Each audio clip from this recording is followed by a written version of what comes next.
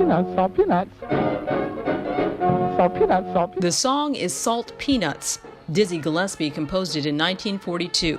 If Gillespie were alive today, he would have turned 100 years old this year in October. And to celebrate that milestone, the Greater Harlem Chamber of Commerce held an outdoor jam session.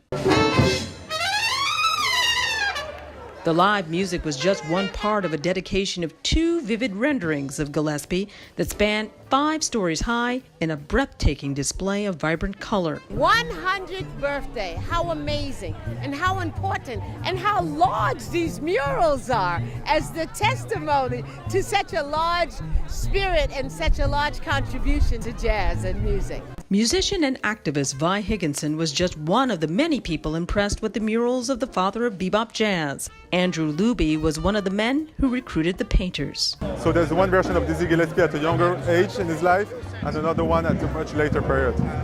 Luby helped bring artists Brandon Odoms and Martha Licia Martarita to paint the massive portraits on the side of 229 West 135th Street in Harlem.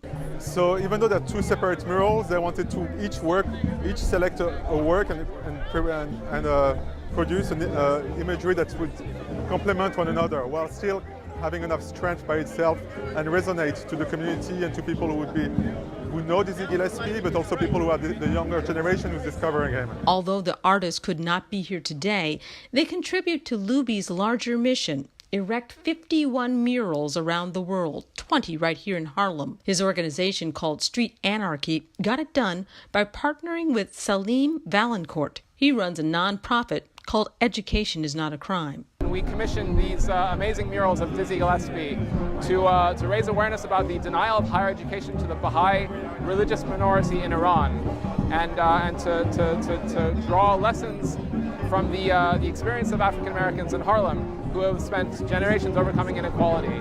So we produced these murals of Dizzy Gillespie because Dizzy Gillespie is an iconic African American artist and he was a Baha'i. Gillespie's rich contribution to jazz with the creation of bebop in the 40s led to the birth of Afro-Cuban music. And this style ties to Harlem's unique history with Cuba. Boza Rivers with the Harlem Chamber of Commerce explains. Dizzy Gillespie and Channel Pozo introduced a Cuban and an African American came together to create Cuban bop music. It was the period of the bebop jazz period. And so those musicians from Cuba started coming here. Today, this music fosters an atmosphere of cultural pride and diversity in these streets.